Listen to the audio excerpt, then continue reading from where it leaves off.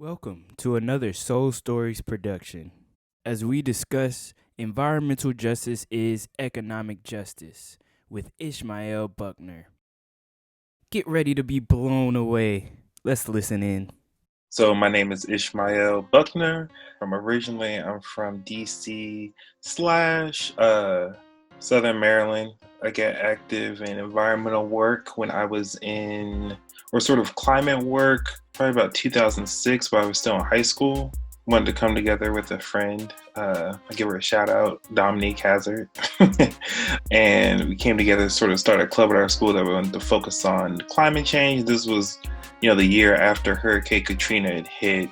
So we wanted to figure out how we were going to do something at our high school that was going to deal with getting people engaged with dealing with climate change and also like the racial aspect of sort of Black people being left behind. Sort of seeing like appreciation for nature kind of like evolve into like, okay, attacks on this. Okay, attacks on this are also attacks on people. Okay, which people? Oh, of course. Like it's the Black people left after the storm hits. And it's like, okay, so what's the next step? Okay, we need to move to renewable energy. Okay, can we move to renewable energy?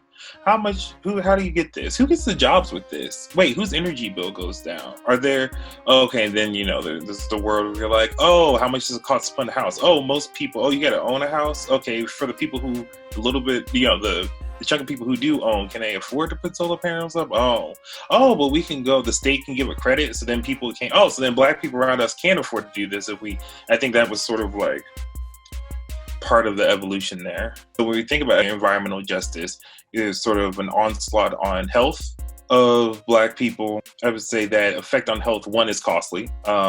There's quality of life that goes along with that. But then you're also thinking about, prices for homes. A lot of times, EJ projects are specifically put in places where you finally start to see Black people having home ownership. And right now, I think the number is, we're at the same place, if not a little bit worse than right after MLK was assassinated. The home ownership rate for Black America is 40% versus 60% renters.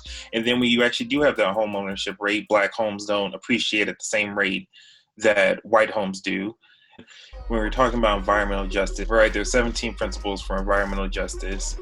So when we think about economic justice, environmental justice as economic justice, it's also making sure that income and wealth isn't being drained out through negative health impacts and negative impacts on housing value. And those are two big things, but those also aren't the only ones. It affects who is able to move, what the folks in that area are able to do. And I think this is where you sort of get into that next step, which is repair and reparations and what that looks like. Repair, economic and protections wise, and protections including environmental protections, are at like the centerpiece of what we're pushing for. And it was like, what do you want? You want a check? Or you just want a check? Does anyone else get it? First off, in American justice system, when you do harm to somebody, normally, you have to pay damages or you have to make up for that. And a lot of times how that works in these United States of America is you could have checked for the damages you caused. Like people get triggered almost when you bring up doing right by the Negroes, by the U.S. Negroes to be specific.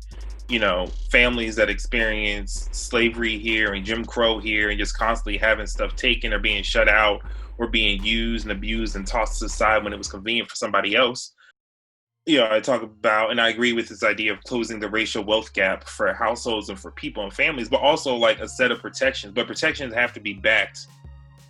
Protections are sort of part of that backing of making sure that you're able to do things and have rights. Like if your family has money, then you can afford attorneys when you need them.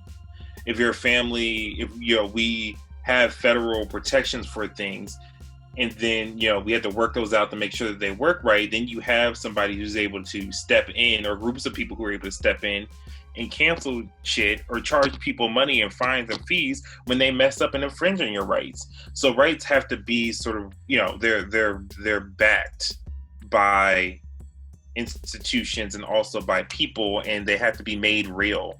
Like things have been stolen. They need to be either given back or compensated for. it is what it is. Like, I like a small number of black people doing okay is not good enough.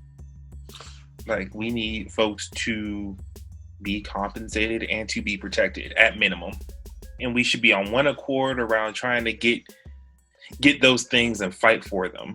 And that really encompasses sort of economic justice, environmental justice, where those things and where those things meet, underneath, or like, with the grounding of racial justice and lineage justice for the people who've been here, and gone through this stuff over and over again. Like, we are running off an economic cliff right now, and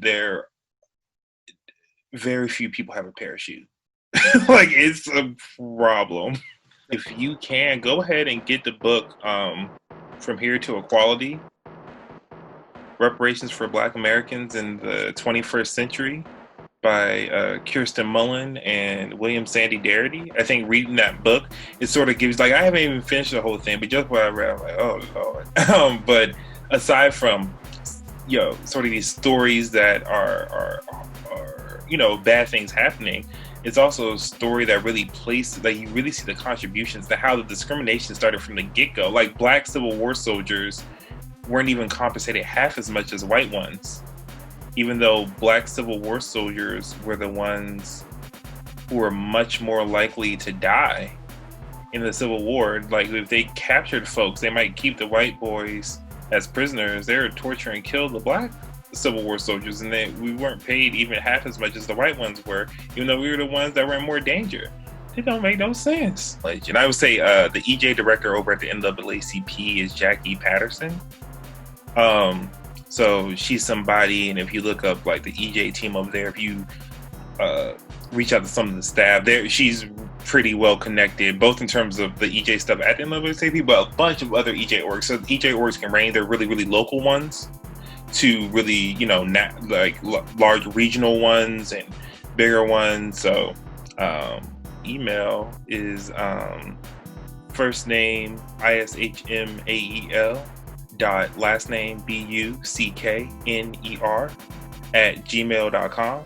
So if you want to reach out to me directly about anything I've said, having conversations, seeing if I know people who are around wherever you are to connect you, title of the email, put something like soul story reparations or something like that, and then I'll be like, oh, this must have been somebody who saw the video and wants to connect, or like maybe needs help engaging, or maybe they saw something and they were like, this shit was wild, and I was like, ooh, keep digging, it gets wilder.